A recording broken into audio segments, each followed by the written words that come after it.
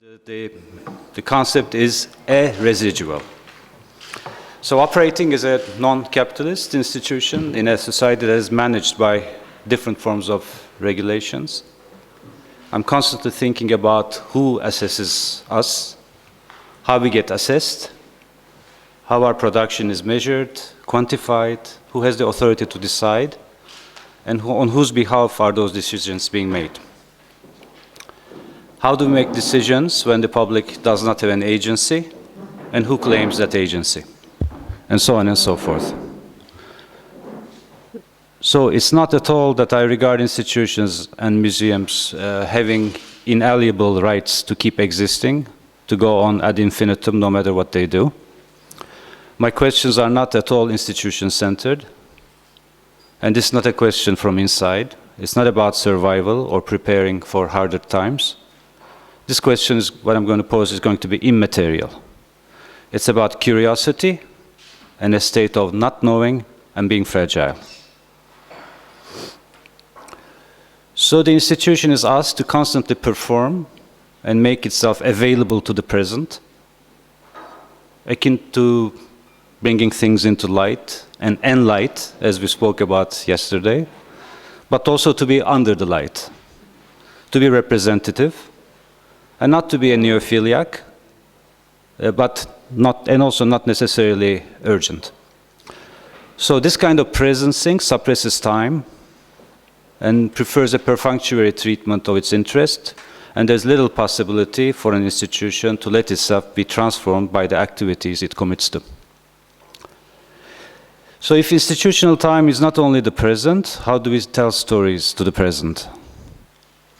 Jesus broke my heart, but in a very good way yesterday, when he recognized that institutional opacity could also be registered as a sign of a retreat from the public realm these days, and that we can no longer do certain things the way we did 4 years ago, and we move our activities out of the light. It is a fact, and it's an aspect of the way we have been operating at SALT recently. So to have a mental construct of the institution as a sturdy and steady distribution of functions of research and output, as a monastery and a church, the light and the dark, avoids this fundamental question of the constituents within that symmetry. What is the opaque, and how long it may stay protected from public scrutiny, may absorb the urgent necessity of that opaque condition. I also have to do with what is the visible in the light, and if it's a concession, and what form of a concession it may be. However, withdrawal is not disgraceful. We are not to be ashamed of fermenting away from the threatening gaze of the order, not to be right under the nose of the Philistines. Rather, our problem may be how the programs we pursue in the shade and in the dark come back to us, and how we are considered. And as any privately funded public service institution, our paradox is very clear. Those who fund you are not those to whom you are accountable to. And those whom you take care of or take care for are not sufficiently equipped to impact those you fund, those you are funded by. Whereas in public context, the situation is more opaque, even if the mechanisms are quite similar. Both operate in a field where they have no public endorsement and abide by the protocols of instant assessment, short-term efficiency, changing priorities, and attending to the moment in which they operate. The tension between the oppositional ideas and models of the historical institution and contemporary capitalism, idea of what public good is, are not resolved. How do we become public? The point is not to interpret the world and present it as a kind of commodity, but to be in it and accept the consequences of this co-ownership and also of being in it. I doubt that not private or public initiative is the major question here, as long as the overwhelming concept is about a receiver, an audience, a viewer, or a visitor that lacks the capacity, tools, or the agency to articulate its desires. This absence of a reciprocal transmission between the institution and its outside is constantly in need of address. What remains outside does not have a place for its desire to be recognized unless it's invited to perform in the image of itself for a designated time. And seamless spaces are offered between the customer and the provider in a charade of market-tested projects, as the possible public is extracted from the equation and replaced by processes of managerial quantification. But our benchmark is not the media coverage, it's not the headcount or aggregated data analysis. It would be in fact absurd to claim that a program can be assessed in its complexity at the moment of its actualization. This is not murky relativism that knows to each subjectivity just because it just exists. It's all about stimulating an undisciplined curiosity. So today I want to speak very briefly about a very small concept, a tiny concept, to reflect back on our practice. I don't really know what it is. I can feel it. I have glimpses of it now and then. I can see strange accumulations of it here and there, but luckily not in a way that returns to the institution as a pat in the back. Now the hardest thing is to know what you are from your desk, well behind the entrance door. Worse, we have a normalized, naturalized capacity of self-affirmation, counter-affirmation through colleagues, our sense of self-righteousness, our clinging to narratives in which we find ourselves a place, carrying a great tradition of practice, and also the burden of history. I'm curious to figure out what accumulates outside our self-ascribed authority. That outside, that accumulation that we constantly suppress. I mean, at the same time, at SALT, despite all odds, our attendance has been quite amazing for some reason, and increases each year since we opened.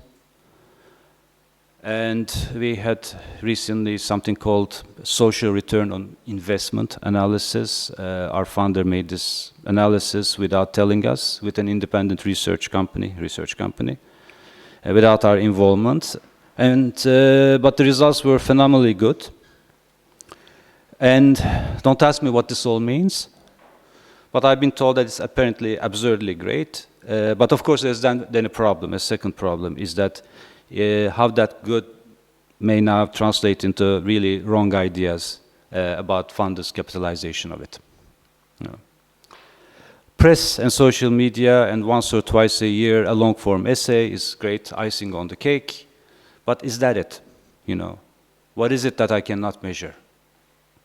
That escapes measurement, and that is not institution. That's not an institution-centered question. Perhaps this is hard to explain, but we are not alone in the world. We touch things that we don't know we have touched. We may be part of ecologies we are hardly aware of.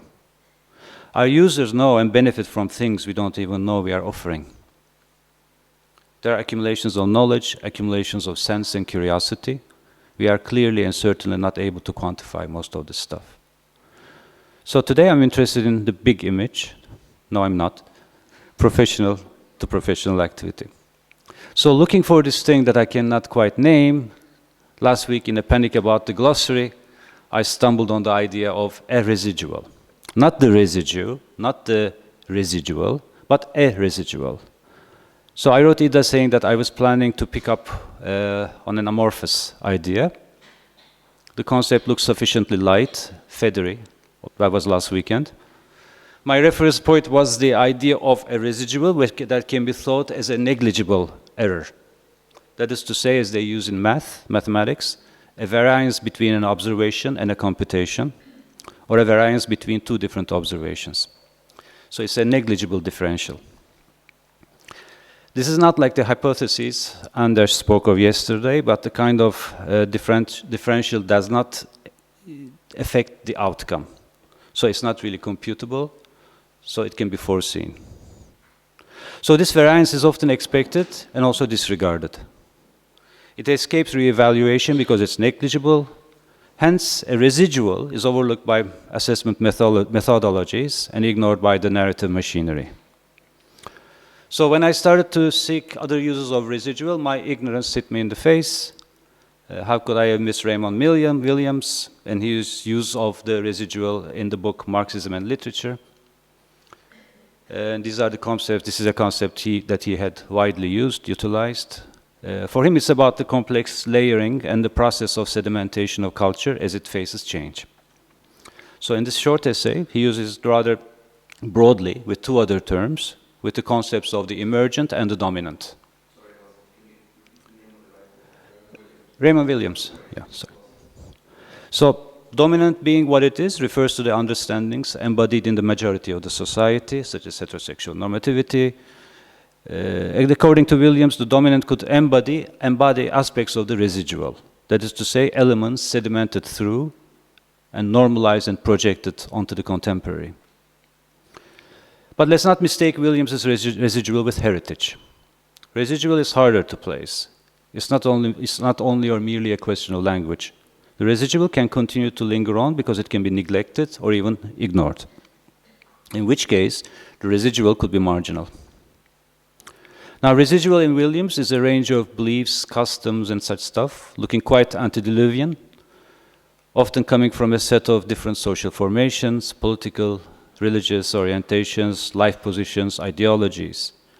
These social conditions may not be around any longer. Their authority may be removed, but the residual lingers through.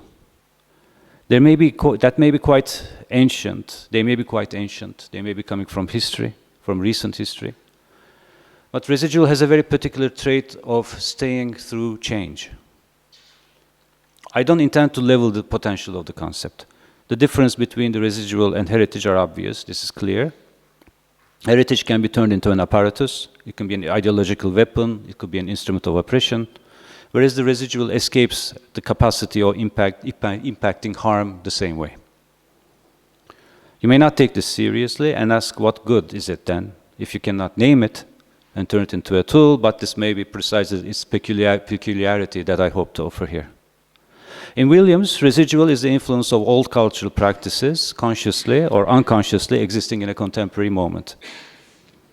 Hence, there's a fundamental difference between the residual and the archaic. Archaic is abundant and silent. Archaic has an object status. Residual may be active in the shaping of things without being dominant. Here, note that the residual is not a residual, the unknown specificity that I'm seeking. I would say that the residual has an effect on the notion of the private and public, not in terms of ownership of space, but in terms of what could be retained from the public realm in the form of practices. So the dominant culture can't do anything about this, whether it approves or not.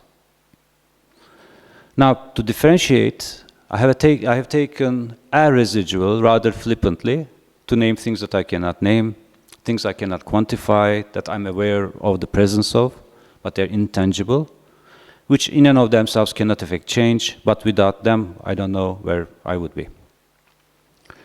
As I was trying to figure out different uses of the term in different fields, I came upon a use that satisfied me quite a bit. In chemistry, a residue is what remains after a chemical process. That's easy enough. But it's also like it's the substance that remains on a surface in a container or in a test tube that cannot be removed easily. I was here very much drawn to its stubbornness. So the term itself comes from the Latin residuum, which refers to its qualities not only as a remainder, but also that which is left behind. But there's obviously a difference between what remains, which is residues, and which is left behind, which comes from residere. So I have no intention to engage in this kind of exotic, self-serving discussion about etymology, or to prove that I did some homework, or to define borders so I can be alternative to these borders. No, it's not about that. It's not about cleverness or justifying a sort of a type of inactivity. The critical thing here is the difference of agency between residues, which is what remains, and residere, which is what is left behind. This, as you see, is different from Raymond Williams' notion of cultural residue. In his version, residual is not only remaining, but always throwing itself further. It's not left behind, since what may be left behind is no longer a residual, it is out. Let me go on. If you come back to mathematics and sum up, the residual is the difference between the measured and predicted values of some quantity. To follow, a residual, as you know, can be thought of as a negligible problem. Hence, the residual is overlooked by assessment methodologies and ignored by narrative machines. I'm much more interested in the apparent inconsequentiality of the residual. You may say it's inconsequential, but it is not incidental. So not being tangible and limited to language alone, residual exists in a relationship between subjects and time. It refers both to the weakness of the institution, to its narrative and singularity. And the question is how to make a conversation that turns and returns each time, building consciously towards a residual that is not embedded in the institution, but in its users. And this kind of knowledge, no, maybe not the knowledge, but the culture of doing things, a way of thinking and processing, an angle that cannot consciously be, or unconsciously can be seeped through the cracks. So, but one cannot program a residual. The question is, how can we produce registers that can be attuned to its recognition? Thanks. Mm-hmm.